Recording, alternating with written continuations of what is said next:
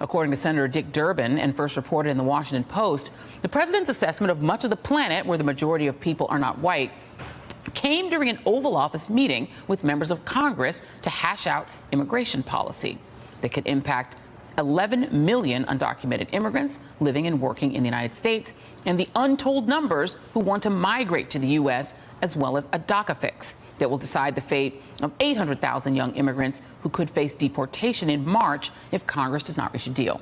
And joining me now is Pastor Mark Burns, co-founder and CEO of the Now television network and a member of the Donald Trump Evangelical Council. And Pastor Burns, first of all, good morning to you. Thank you for being here.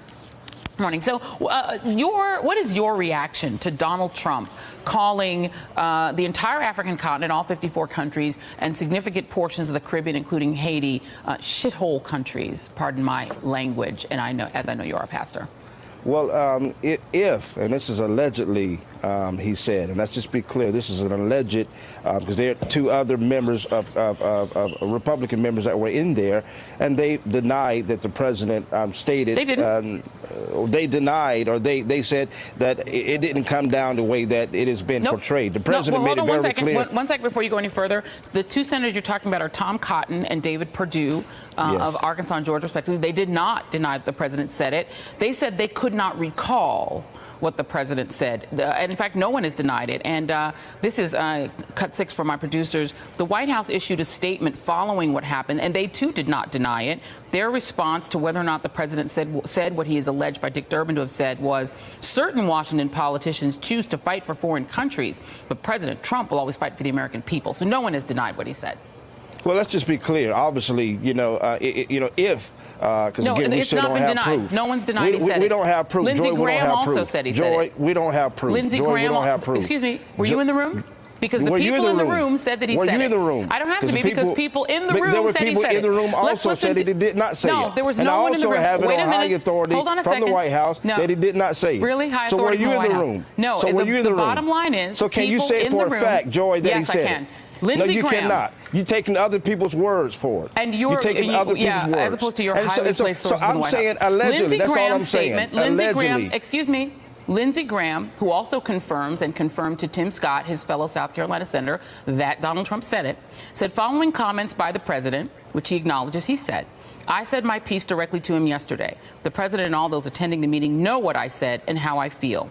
I've always believed that America is an idea not defined by its people and its ideals. So Lindsey Graham, who is one of the most servile supporters of Donald Trump, also says he said it. So let's move on from that. I think it's cowardly. Let's move on from that. Let's move on from that. If he said it, they should come out and say he said it. What is your response? I agree with that. They absolutely are cowardly for not saying it to cameras, as Dick Durbin did. Now let's get to the substance of it. What are your thoughts on the President of the United States referring to the 54 countries on the African continent, Haiti, and other countries as shithole countries? Your response to that?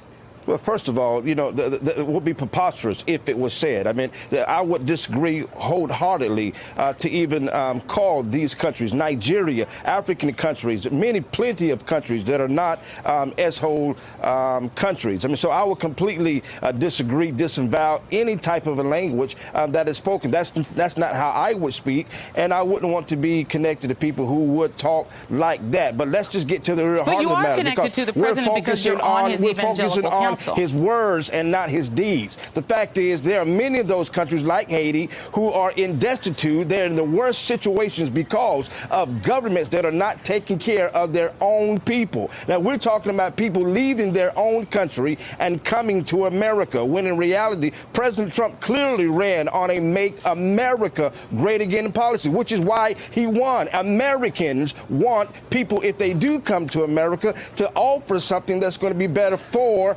America, not simply send people who, because of their weak, broken governments, dishonorable in a lot of ways, governments in some of these countries who are not taking care of their own people. The Bible says in 1 Timothy chapter 5, verse number 8, that a person is worse than an infidel when they refuse to take care of their own people, of their own kind. And so I just believe President Trump was simply saying, it is clear that we loved our neighbor. People say, well, Pastor, what about love thy neighbor? Well, of course, we loved our neighbor, which is why we love them a lot. We send hundreds of millions of dollars of aid to many of these countries, and these corrupt governments and corrupt leaders are taking advantage of the people that are there. Even the Clintons, who allegedly stole millions and millions of dollars from the earthquake relief fund. I see you looking crazy, Joy, so everybody can do a quick meme. I'm just listening so they to can do a quick meme and say, look what Joy looks like on television. But the fact of the matter is, we do love our neighbor. We do help. We don't leave people destitute. We send, and those millions of dollars